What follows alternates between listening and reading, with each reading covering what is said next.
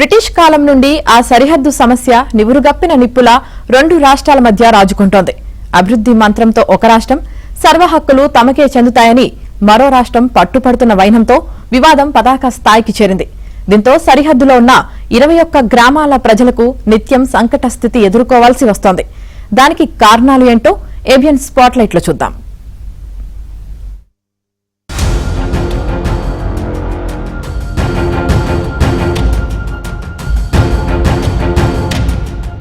సరిహద్దు ప్రాంతం నిప్పుల కుంపటిని తలపెంచడం ఈ ప్రాంతానికి కొత్తేమీ కాదు.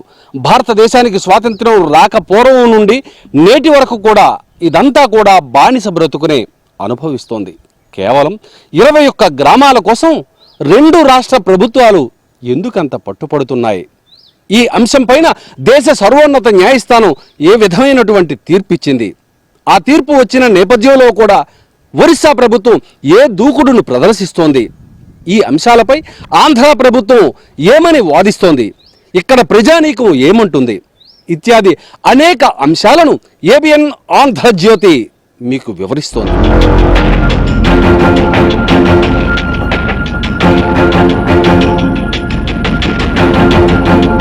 సరిగ్గా 90 సంవత్సరాలుగా ఆంధ్ర ఒడిశా సరిహద్దుల్లో ఉన్న ఈ ప్రాంతం మాదంటే మాది అని ఉభయ రాష్ట్రాలు పట్టుబడుతున్నాయి.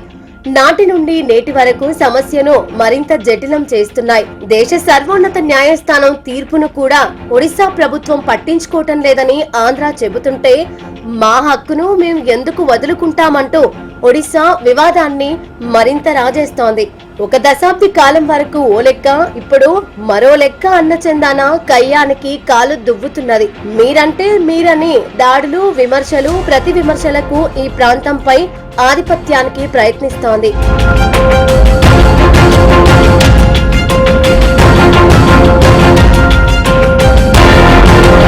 ఇటీవలే కేంద్ర ప్రభుత్వం చేపట్టిన జనగణన సరిహద్దుల్లో మరిన్ని జగడాలకు కారణమవుతున్నాయి. పైగా ఒడిశా ప్రభుత్వం ఏకపక్ష ధోరణి పాటిస్తోంది. తమ నిర్ణయాలకు ఎదురొచ్చిన సామాన్య ప్రజలపై దాడులు, అరెస్టులకు దిగడం ద్వారా ఒడిశా ఆ సమస్యను మరింత జటిలం చేస్తోంది. ఇదే పరిస్థితి కొనసాగితే భవిష్యత్తులో తీవ్రమైన శాంతి భద్రతల సమస్యను తలెత్తే ప్రమాదం కూడా లేకపోలేదు. అసలు విషయానికి వస్తే 21 గ్రామాల పరిధిలో ఉన్న కొండలు, గుట్టల కోసం రెండు రాష్ట్రాలు పట్టు వీడటం లేదని అర్థమవుతోంది. ఆ కొట్టియ గ్రామంలో, ఆ చుట్టుపక్కల గ్రామంలో ఆ మైనింగ్ ఉందంటున్నారు వాళ్ళు. దానికే ఒడిశాలో తీసుకుంటే ఇంకా మళ్ళీ ఇదవుతాయి అనేసి వాళ్ళు అసలు వదలకుంటున్నారు. అది అసలు ఆయన మ్యాటర్ అనమాట. ఇప్పటికే లెక్కేస్తున్నారు మంత్రులు, ఎమ్మెల్యేలు 150 కోట్లు, 200 కోట్లు మిగులుతా అనేసి లెక్కేసుకుంటున్నారు. అది మన ప్రభుత్వం తరపున మాత్రం ఎట్లేదు.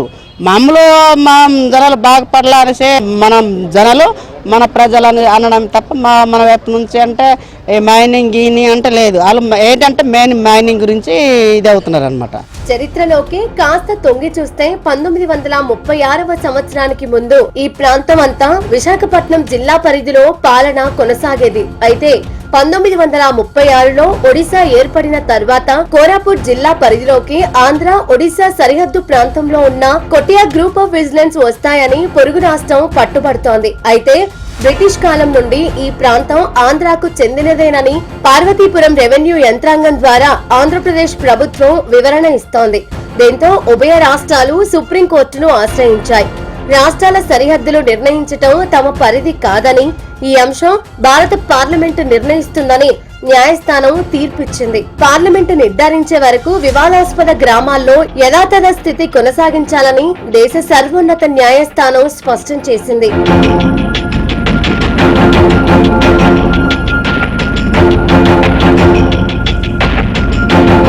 ఒడిశా రాష్ట్రం మాత్రం తొలి నుంచి దూకుడును ప్రదర్శిస్తోంది.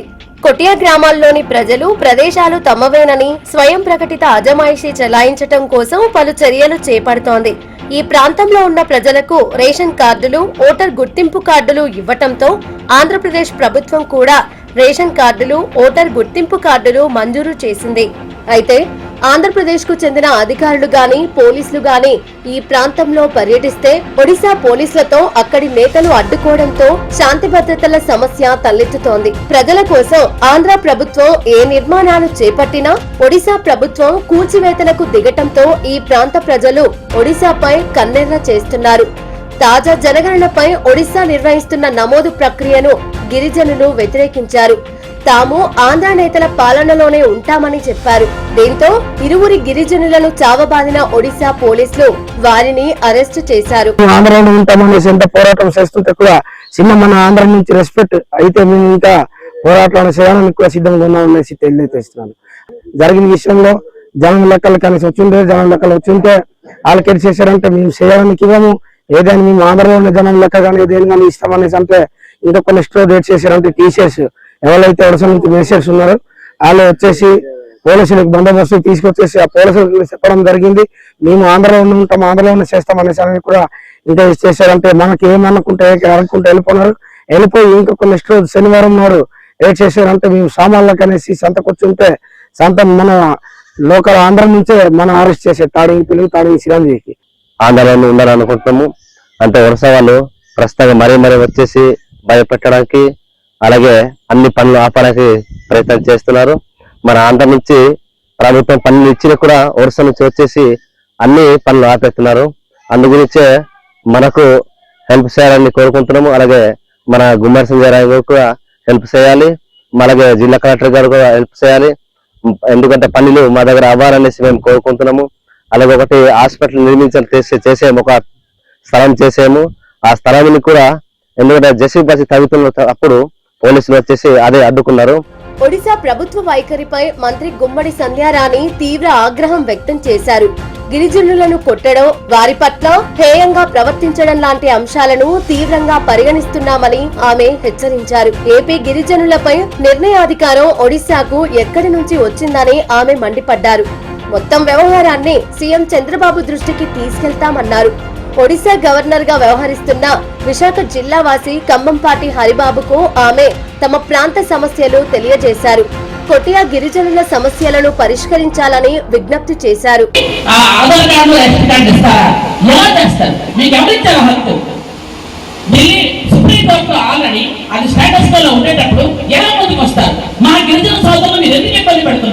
ఈసారి ఇబ్బంది పడితే ఊరుకునే ప్రసక్తి లేదు. మా గిరిజనులకు మేము అండగా ఉంటాం, మా ప్రభుత్వం అండగా ఉంటుంది. ఖచ్చితంగా పోలీసులు వాళ్ళకి వెళ్ళి మా పోలీసులు వెళ్ళి వాళ్ళకి సహాయం చేస్తారని మరొకసారి నేను తెలియజేసుకుంటూ, ఎందుకంటే ఎవరు తల్లి చెల్లి బయటకు ఏం చేసినాడు సైకో జగన్మోహన్ రెడ్డి అయిన తర్వాత ఒరిస్సా వెళ్ళి ఆ సీఎంతో ఏం మాట్లాడాడో తెలియదు. మాట్లాడి నుంచి వాళ్ళు ఎక్కువ వచ్చేస్తారు మన దగ్గరికి. అంతకుముందు లేదు ఈ తల్లప్పంతా. అంతకుముందు స్టేటస్ కోలో ఉండేవి, ఎవరి మట్టికి వాళ్ళకి ఇప్పుడు ఎవరికైనా గిరిజనులకు అటు కావాలంటే అక్కడ వెళ్తారు. వాళ్ళకి ఏదైనా సంతకి వెళ్ళాలన్నా ఒక పని మీద వెళ్ళి వస్తారు. ఇప్పుడు మనం ఇక్కడ ఉన్నాం, మన పక్కన రాష్ట్రం ఉంటే వెళ్ళలేమా, వెళ్ళి రామా? కానీ మన ఊరు ఖనిజ సంపదలకు నెలవు కొటియా గ్రామాలు. ఈ కొండ కోనలు బంగారం కంటే విలువైన విషయాన్ని ఆంధ్ర, ఒరిస్సా రాష్ట్రాలు తమ పరిశోధనలతో గుర్తించాయి. అందుకే ఈ గ్రామాలు తమవంటే తమవని చెప్పుకుంటున్నాయి. ఇప్పటికైనా కేంద్ర ప్రభుత్వం కలగజేసుకొని సమస్యను సావధానంగా పరిష్కరిస్తే రెండు రాష్ట్రాలకు ప్రయోజనకారిగా ఉంటుందని పలువురు కోరుతున్నారు. గ్రామాలకు చెందిన వారు అటుగా వెళితే ఒడిశా అధికారులు కన్నెర్ర చేస్తున్నారు. అందుకే వెళ్లిన వాళ్లు వెళ్లినట్లే తోవ వెతుక్కుంటున్నారు. ఈ క్రమంలో ఇప్పటికైనా ఆమోదయోగ్యమైన తీర్పు వస్తుందని ఆంధ్ర అధికారులు ఎదురు చూస్తున్నారు.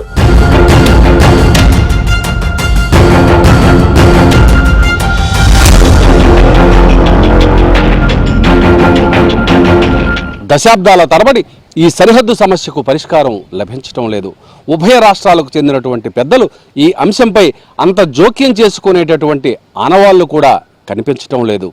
ఇకనైనా కేంద్రం కలుగు చేసుకోవాలని ఈ ప్రాంత ప్రజానీకం ప్రాధేయపడుతోంది.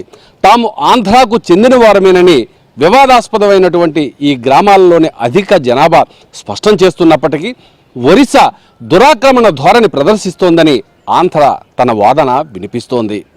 ఇంత జరుగుతున్నప్పటికీ ఈ సమస్యకు పరిష్కారం ఎప్పటికి లభిస్తుందో వేచి చూడాల్సి ఉంది. వివాదాస్పదమైనటువంటి ఆంధ్ర ఒరిస్సా సరిహద్దు గ్రామాల నుంచి వీడియో జర్నలిస్టు సుధీర్తో శ్రీనివాస్, ABN న్యూస్, విజయనగరం.